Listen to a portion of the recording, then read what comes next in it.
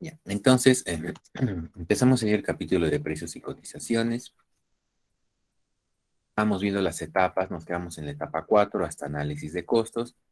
Hoy día vamos a ver la etapa 5 y 6 y vamos a terminar con una ficha de trabajo sobre negociación. Pero antes de pasar a la etapa 5 y 6, quería revisar un poquito lo que es el ejercicio del día de ayer, en el cual un poquito el análisis que deberían estar orientados es también a poder establecer cuánto de ganancia tengo yo y cuánto de ganancia podría tener la otra parte. ¿Y cómo así? Por ejemplo, si yo establecía un precio ex-works, el costo que implicaba el ex-works era de 0,55 dólares por polo. Sobre este precio, por ejemplo, que yo era el vendedor, le tenía que poner una utilidad. Supongamos que yo le pongo una utilidad del 10%, yo la tendría que vender cada polo a 0,60 dólares por unidad. Ahora bien, acuérdense que mientras avanzamos en la ruta logística hay gastos que realizar.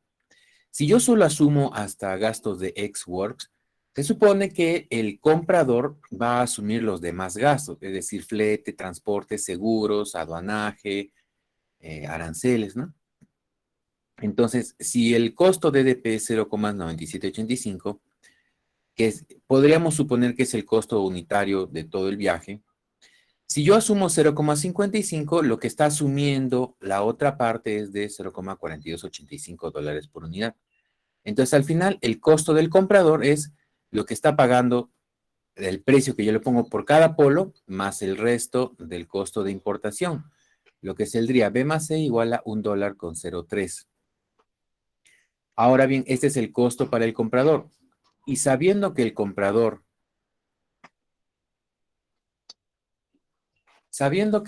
lo va a vender a $1,20, entonces él tendría una utilidad de 0,16 dólares por polo, que es alrededor del 16% sobre el costo. Y al otro extremo, si por ejemplo yo le ofrezco un precio DDP, ¿no? Donde yo pago incluso todos los aranceles, el costo sería de 0,97 dólares por polo, el cual yo asumiría como vendedor. Si a eso yo le sumo un porcentaje de utilidad del 10%, entonces mi precio sería 1,07. Ese es el precio que asumiría el comprador. Pero no va a asumir ningún otro gasto más porque yo estoy asumiendo todo el costo de la cadena de suministro. Y si ese es el costo y el vendedor, o mejor dicho, el comprador la va a vender a $1,20, significa que le está asumiendo una utilidad de 0,12, que es alrededor del 11,5% de utilidad. Entonces, en esta tablita puedo ver, de acuerdo al Incoterm, cuánto es lo que podría asumir de ganancia también el comprador, ¿no? El que me está comprando los polos. ¿Y por qué es bueno hacer esto? Porque en algunos casos yo he podido de repente definir tener una utilidad yo del 20, del 30 o del 40%, y seguramente podría estar comparando ese precio con el precio que va a vender cada polo y podría pensar que eh, él tendría una utilidad con solo la diferencia, ¿no? Pero hay que tomar en cuenta que él también va a asumir algunos gastos de la cadena de suministro, ¿no? Si yo escojo un precio FOB o el costo FOB y le pongo un precio de 40%, entonces aquí va a ser un precio mucho más alto, más el costo que va a asumir, es posible que él tenga una baja o un bajo porcentaje de utilidad. Ujú. Entonces sería bueno hacer este análisis para que puedan saber ustedes cuánto de ganancia podría tener la otra parte, ¿no? Es un análisis simple para más o menos estimar. Acuérdense que los gastos de la cadena logística no se omiten, sino se distribuyen. O los asume el comprador o los asume el vendedor. ¿De acuerdo? Eso para que lo tengan en cuenta en el desarrollo de su ejercicio. Muy bien, ahora sí continuamos con la etapa 5 que se refiere al precio.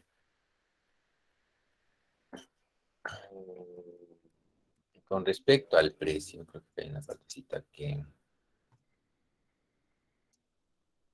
Allá.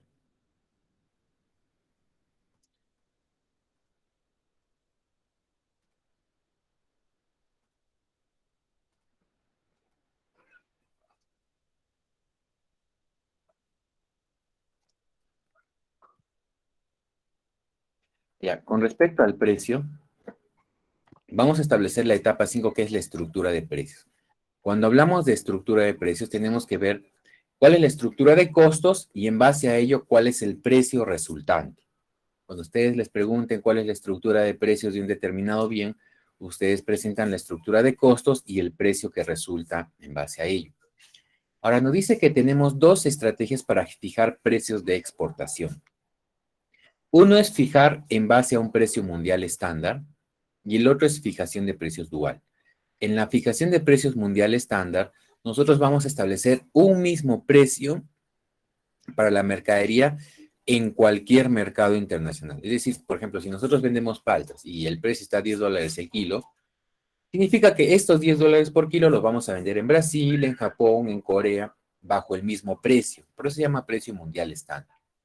¿Cuándo se da este precio mundial estándar? Cuando dice que hay poca oportunidad para diferenciar el producto de mercado en mercado. Acuérdense que lo que primero habíamos hecho es analizar el mercado para saber qué características quería cada mercado respecto del producto. Entonces, si había diferencias, por ejemplo, unos querían unas paltas más grandes, otros unas paltas más chiquitas, de repente más verdes, no tan verdes, más duras, más blanditas, ¿no? Pero si todos los mercados quisieran las mismas características del producto, entonces debemos apuntar a un precio mundial estándar, ¿no? Sin muchas diferencias en el precio para cualquier mercado. Más allá de las diferencias en el transporte, ¿no? Y así no nos hacemos problemas y tenemos algo más homogéneo. Esa es una primera estrategia. Y la otra estrategia es fijación de precios dual. ¿Qué significa? Que aquí nosotros vamos a hacer una diferencia entre la mercadería que se vende a nivel local y a nivel internacional. Entonces, la mercadería que se vende a nivel internacional, porque imagínense que nosotros vendemos mangos y vendemos mangos a nivel nacional y también vendemos mangos a nivel internacional. ¿Cómo fijamos el precio de los mangos a nivel internacional? Tenemos dos enfoques, el método basado en costos y el método basado en el mercado. Entonces, por un lado vemos los costos que tenemos y por otro lado vemos el precio del mercado sin tomar en cuenta los costos. En el método basado en costos tenemos dos tipos de métodos, el método de costo agregado y el método de costo marginal. Y estos son términos económicos. Como ustedes ven, la diferencia solo está en esta última palabra, agregado y marginal. Agregado significa agrupar, ¿no? Aglomerar, hacer un conjunto. Y marginal, en términos económicos, siempre significa alguito más, un plus, ¿no? O un cachito, como se dice, ¿no? No es completo, sino una diferencia, ¿no? Eso es marginal en términos económicos, ¿no? Alguito más. Entonces vamos a ver, por ejemplo, en la fijación de precios dual, en el método de costo agregado, como es agregado, vamos a agregar todos los costos que nos implica elaborar determinada mercadería. Y aquí vamos a agregar todos los costos que son nacionales y los costos extranjeros. Entonces vamos a agrupar todos los costos que nos implica. ¿Esto qué va a significar? Que el producto que se va a vender a nivel internacional va a cubrir los costos de la empresa, ¿no? Es decir, que nuestro negocio principal está en la exportación y esos productos de exportación van a cubrir más que todo los costos que se dan dentro de la empresa, sean costos fijos, costos variables, costos directos, costos indirectos, todos esos tipos de costos los va a asumir el precio que se va a tener en este método de costo agregado. ¿Por qué? Porque vamos a tomar todos los gastos de la empresa y sobre esos gastos le vamos a añadir una utilidad, el cual va a resultar en el precio de exportación, el precio de venta en mercados internacionales. Y el otro método es, caso contrario, método de costo marginal. Solo vamos a tomar en cuenta para el precio los costos que están relacionados con la exportación de la mercadería. Es decir, el costo de la mercadería más los gastos netos para la exportación. Pueden ser los de transporte, los de marketing. No vamos a tomar en cuenta los costos fijos de nuestra empresa ni costos de marketing o algún costo nacional. Es decir, que los precios, por este método de costos podemos decir que la empresa más se concentra en el negocio local, ¿no? El negocio dentro del país. Y tiene un negocio aparte que es negocio de exportaciones, ¿no? Todos los gastos los va a asumir el negocio local. Y para el método, para el precio de exportación, solo se van a tomar en cuenta los costos que refieren a la exportación nada más. Por ejemplo, acá tenemos una tablita donde está una estructura de precios, donde están los costos, sean directos o indirectos, más el margen de utilidad, más un precio de venta. Esto es como se maneja generalmente una estructura de precios, ¿no? Manejamos los costos y al final el precio resultante. Por ejemplo, si para un mismo producto podríamos tener tres métodos distintos de costeo. Por ejemplo, el de precio de estándar mundial, ¿no? Tomamos en cuenta los materiales, los costos fijos, los costos operativos de producción, los costos de marketing local, los gastos generales y administrativos, y no tomamos en cuenta los de marketing extranjeros y otros costos extranjeros. ¿Por qué? Porque, por ejemplo, como es un mismo precio y es un mismo producto que se va a comercializar, no hay un esfuerzo de marketing por hacer una diferencia de mercado en mercado. Porque básicamente es el mismo producto, entonces no tenemos ahí unos gastos de marketing que incluir. En cambio, en el método de costos agregado, vamos a colocar en esta bolsa todos los gastos, sean nacionales como de exportación, con los cuales contemos.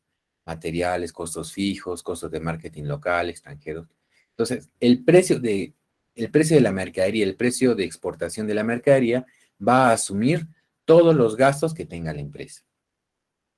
Y caso contrario es el método de costo marginal, en donde el precio de exportación solo va a asumir los gastos de exportación, nada más.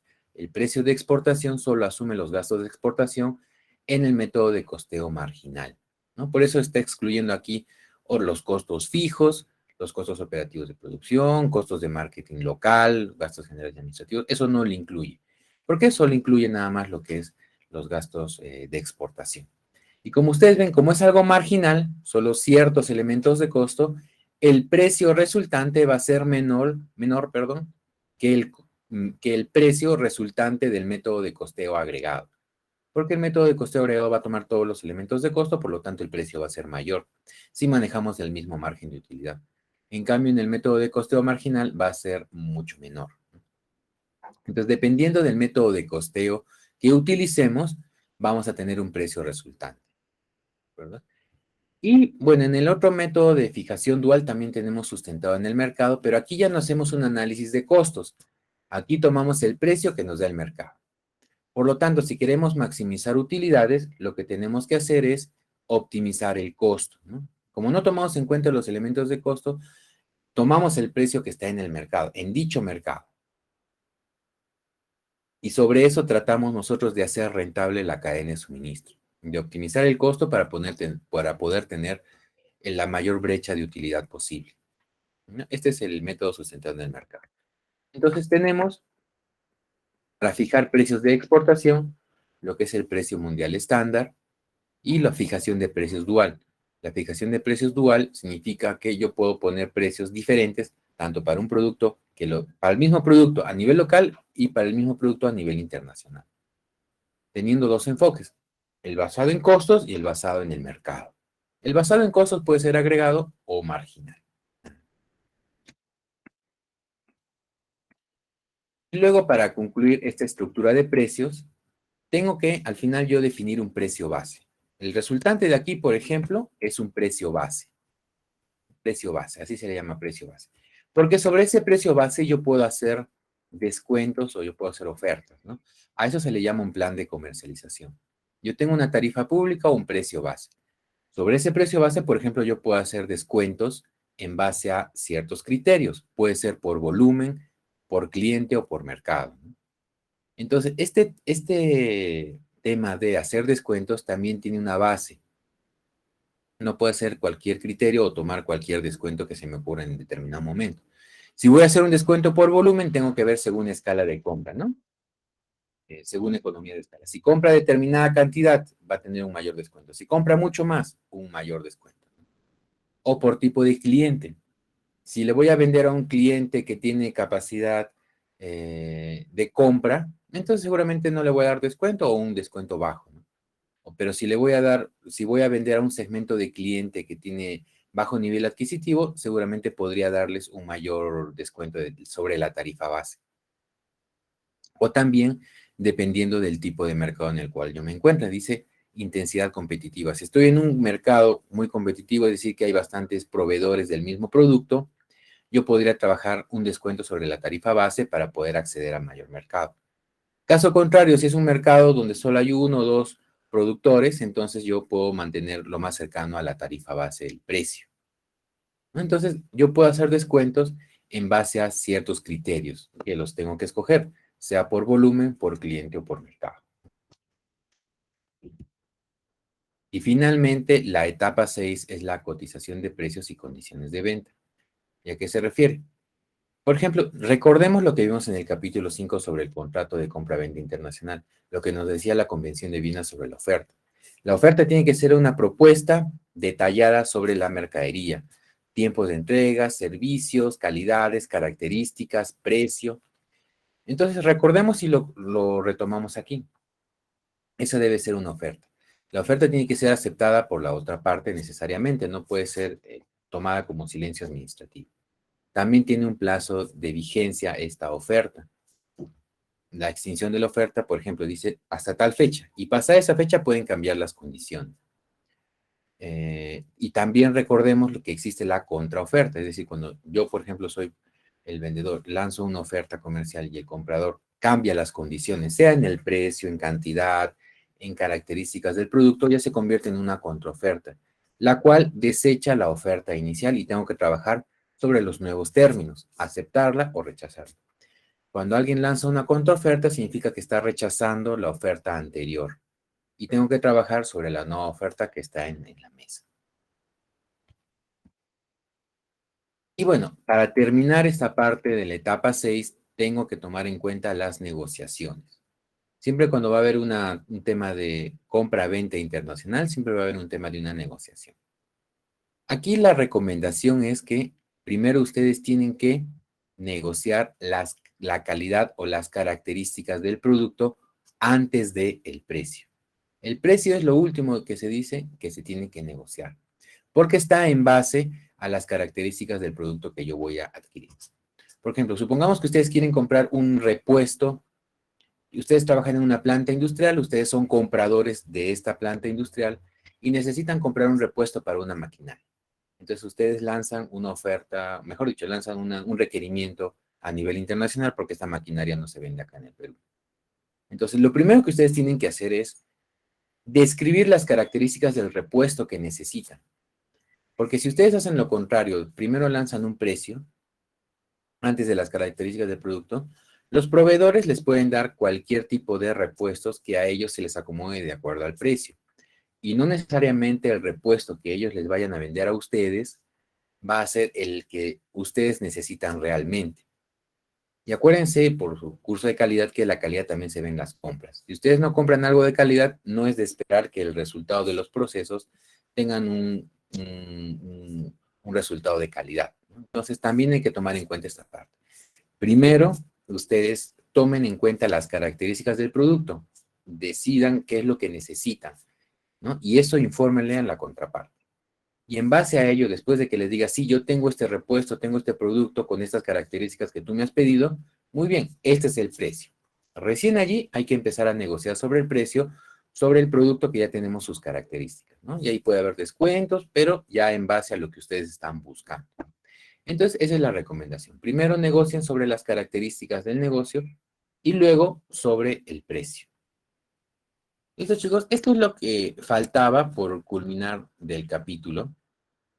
Y para cerrar este capítulo, les voy a dejar una ficha de trabajo para que la resuelvan durante esta hora de clases. ¿Y en qué va a consistir? Vamos a revisar una última parte de negociación. En el aula virtual ustedes van a encontrar dos artículos. Uno se llama el modelo ganador-ganador y el otro se llama el modelo ganador-perdedor. Entonces, ¿a qué se refiere esto? Ustedes van a leer estos dos artículos y van a ustedes a obtener conclusiones respecto de cada artículo, respecto de cada modelo. ¿Qué de bueno tiene cada modelo? ¿Qué de malo tiene cada uno de los modelos? ¿No? ¿En qué casos se aplica o en qué casos no se aplica un determinado modelo ganador-ganador o modelo ganador-perdedor? Son dos modelos de negociación que ustedes deben conocer. Ya están a puertas, ya prácticamente son egresados, última semana de clases, y es importante que conozcan estos modelos de negociación que les deben de servir en su carrera profesional. deben conocerlos. Y para conocerlos, los van a leer y van a obtener conclusiones respecto a ellos, ¿no? ¿Qué de bueno tiene cada uno? ¿Qué de malo tiene cada uno? ¿Cuándo aplica uno o cuándo aplica el otro? Y para concluir, van a ilustrar un modelo, cada modelo con un ejemplo. Bueno, pero ilustrar significa redactar un ejemplo. Puedo redactar, o sea, de forma escrita, un ejemplo para cada modelo, pero que esté relacionado con el comercio internacional, ¿no? Como los ejemplos que damos en clases, solo que en este caso, sobre cada modelo, ¿no? Un ejemplo para el modelo ganador-ganador y un ejemplo para el modelo ganador-perdedor. Este trabajo, esta ficha, se cuelga en el aula virtual, ¿no? En la zona de ficha de trabajo que ahorita lo voy a habilitar. Y lo pueden realizar en parejas y lo pueden presentar sea en PPT o en documento de texto. Y nada más, eso con eso concluimos este capítulo y también bueno, con esta actividad. ¿De acuerdo, chicos? Eso es. ¿Alguna consulta?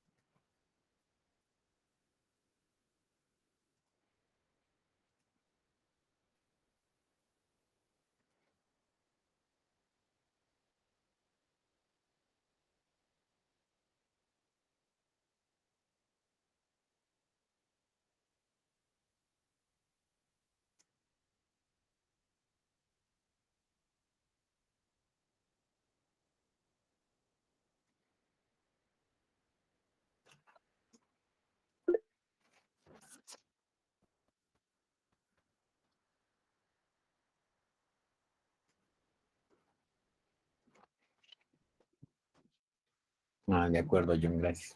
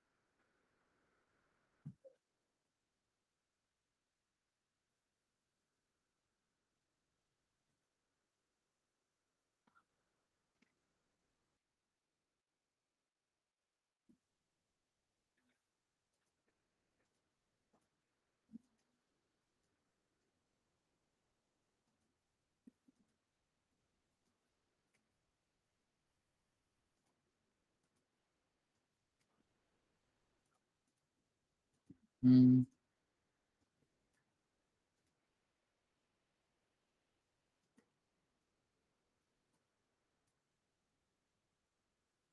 mm,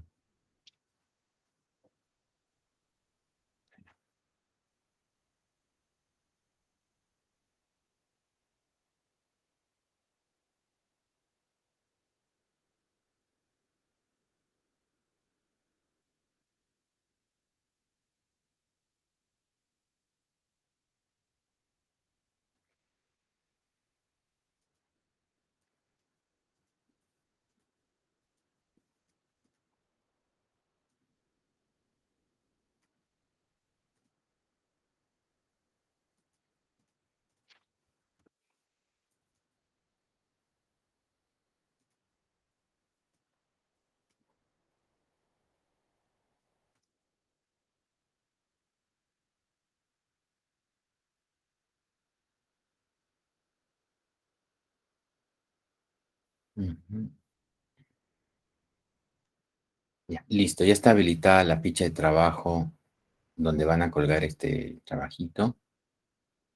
Nada más, ahí lo van a colgar en el aula virtual. No es ninguna carpeta compartida, sino en el aula virtual donde dice ficha de trabajo número 6.